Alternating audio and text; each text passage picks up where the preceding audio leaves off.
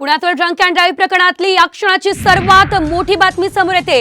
आरोपीला व्यसनमुक्ती केंद्रात पाठवा, बाल न्याय मंडळाने हे आदेश दिलेले आहेत। पबमध्ये मद्यपान करून सुसाट महागडी मोटर चालवत दोघांच्या मृत्यूस जबाबदार ठरलेल्या अल्पवयीन मुलाची व्यसनाधीनता थांबावी आणि त्यामुळे बाल न्याय मंडळाने त्याला व्यसनमुक्ती केंद्रात पाठवण्याचा आदेश दिलाय।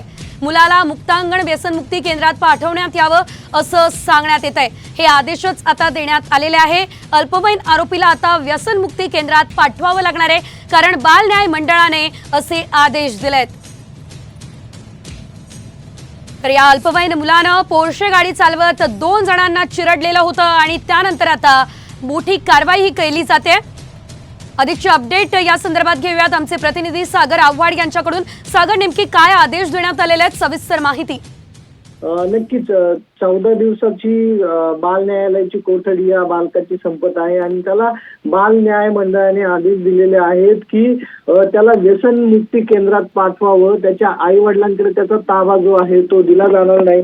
त्याचा ताबा हा तिरस्थ व्यक्तीकडे दिला जाणार आहे आणि त्याच्यावरती पूर्णतः आता लक्ष ठेवलं जाणार आहे।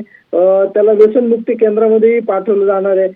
अशी विविध आणि त्याचं समुपदेशन जे आहे त्यासाठी समुपदेशकाची नियुक्ती करावी असं या आदेशात म्हटलेलं आहे। त्यामुळे आता अल्पवयीन आरोपीला व्यसनमुक्ती केंद्रामध्ये ठेवलं जाणार आहे, असा आदेश जो आहे तो न्याय मंडळाने दिला। निश्चितच धन्यवाद सागर दिलेल्या सर्व अपडेट्ससाठी।